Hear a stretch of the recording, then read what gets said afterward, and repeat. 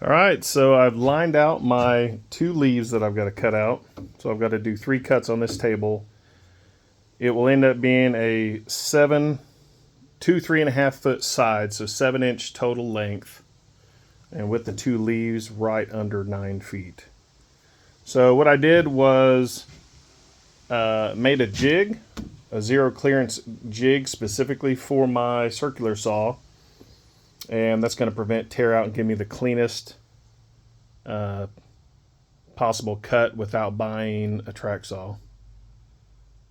And I just line this up on the mark, and I'll clamp it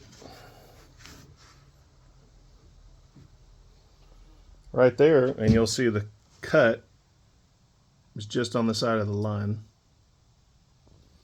Then I'll clamp it and cut it, and then the next thing we're going to do some sliding dovetails. So I'll have a separate video on that.